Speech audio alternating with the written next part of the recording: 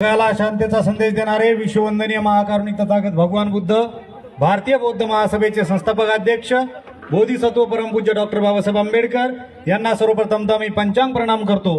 भारतीय बौद्ध महासभा आणि आंबेडकर घराण्याला मी या ठिकाणी त्रिवार वंदन करतो।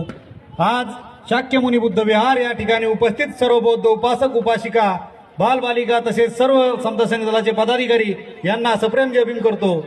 आज आपण डॉक्टर बाबासाहेब आंबेडकर यांच्या 135व्या भीम जयंती निमित्त या ठिकाणी जमलो आहोत। या 135व्या जयंतीच्या मी आपणा सर्वांना मंगलमय शुभेच्छा देतो।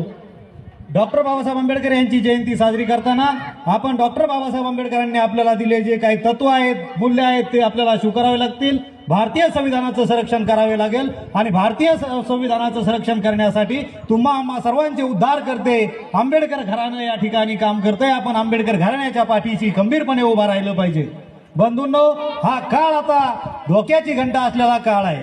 जर आपण बघायला गेलो तर काल परवा एक बातमी आली की आरक्षण उपवर्गीकरणावरती हरकती मागवण्यात आल्या।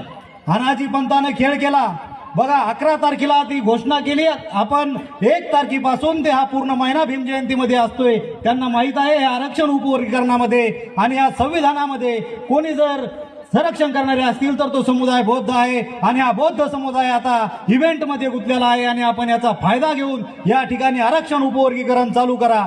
त्या उपवर्गीकरणामध्ये हरकत येणार नाहीत। हा त्यांचा कुटील डाव या ठिकाणी आपल्याला हाणून पाडायचा आहे आणि हा कुटील डाव हाणून पाडण्यासाठी सर्वप्रथम जर समोर कोणी आला असेल तर ते आंबेडकर घराण्याला आहे। आदरणीय भीमराव आंबेडकर साहेब, आदरणीय बाळासाहेब आंबेडकर आणि आनंदराज आंबेडकर साहेब यांनी पुढे येऊन या आरक्षण उपवर्गीकरणामध्ये आवाज उठलेला आहे। मी आपणा सर्वांना विनंती करतो की आपण ही आरक्षण उपवर्गीकरणामध्ये मुख्यमंत्र्याला आणि या समाज कल्याण विभागाला आपण मेल पाठवायचा आहे। ते मेल आयडी सुद्धा आपल्याला भारतीय बौद्ध महासभेच्या ग्रुपवरती आलेले आहेत। आपल्या परिसरात भारतीय बौद्ध महासभेचे सैनिक आहेत। या सैनिकांशी संपर्क साधून आपण ती मेल आयडी घेऊन आपल्या हरकती घ्यायच्या आहेत। हा काळ मनोवादी व्यवस्थेला आपल्याला ठेचून काढण्याचा आहे आणि या आंबेडकर जयंतीच्या निमित्ताने, डॉक्टर बाबासाहेब आंबेडकरांच्या जयंतीच्या निमित्ताने मी शुभेच्छा फक्त त्याच लोकांना देईल जे आजपर्यंत मनोवादी लोकांच्या दावणीला बांधलेले नाहीत, जे लोक इलेक्शनच्या वेळेस सुद्धा मनोवादी लोकांचे नाहीत। कारण की एक दिवसापुरता इव्हेंट करणं याला आम्ही कधी मान्य करणार नाहीत। आपल्याला बाबासाहेब आंबेडकरांचे उपकार फेडायचे असतील तर आपल्यालाही स्वाभिमानी जीवन जगावे लागेल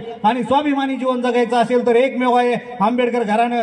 एवढीच आपल्याला या ठिकाणी विनंती करतो की आपण आंबेडकर घराण्याच्या पाठीशी खंबीरपणे उभा राहून आपलं जीवन स्वाभिमानी आपण जगलं पाहिजे आणि आपल्यावरती असलेला जो संविधानवादी लोकांचा विश्वास आहे तो विश्वास आपण जिंकला पाहिजे हेच सांगतो आणि त्याच फक्त स्वाभिमानी लोकांना शुभेच्छा देतो। इतर कोणी गुलामगिरीत जगणारे लोक असतील, मनोवादी व्यवस्थेला पोषणारे